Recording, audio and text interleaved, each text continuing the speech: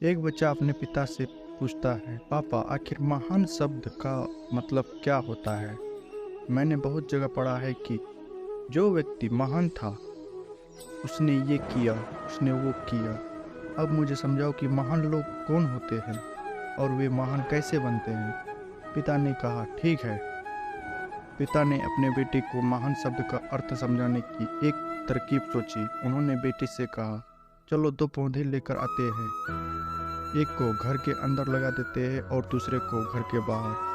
पौधे लगाने के बाद पिता कहते हैं, बेटा तुम्हें क्या लगता है इन दोनों में पौधों में से कौन सा पौधा बड़ा होगा और कौन सुरक्षित रहेगा? बेटे ने कहा, पिताजी ये भी कोई पूछने वाली बात है।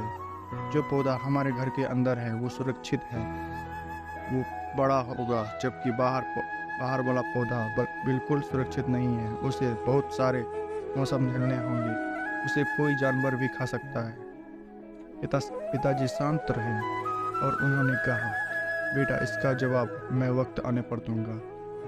बेटा पढ़ाई करने 4 सालों के लिए बाहर चला जाता है और जब वापस आता है तो वो घर के अंदर के पौधे को देखकर कहता है, पापा मैंने कहा था ना इस पौधे को पापा मैंने कहा था ना इस पौधे को कुछ नहीं होगा, ये सुरक्षित रहेगा। पिता मुस्कुराए और उन्होंने कहा, बेटा जरा बाहर जाकर उस दूसरे पौधे को देख कर आओ। बेटा जब बाहर जाकर देखता है तो एक बहुत बड़ा पेड़ वहाँ पर खड़ा होता है। बेटे को यकीन नहीं हो रहा था कि आखिर वो इतना बड़ा कैसे हो गया, जबकि घर के अंदर का पौधा तो इससे 100 गुना छोटा है।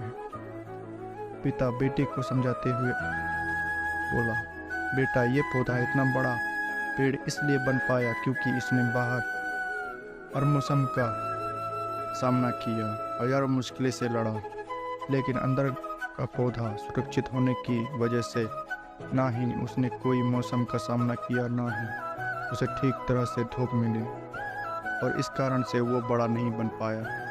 बेटा याद रखना, इस पेड़ की तरह दुनिया में वही व्यक्ति महान बन सकता है जिसने हजारों मुश्किलों का सामना किया हो, और जो अंदर के पेड़ की तरह जीवन भर सुरक्षित रहने की सोचेगा तो वो कभी महान नहीं बन पाएगा।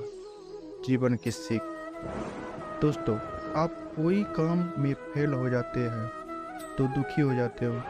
आप ये नहीं सोचते हो कि आखिर उस काम में चूक कहाँ हुई ताकि आप उस चूक को सुधार सको।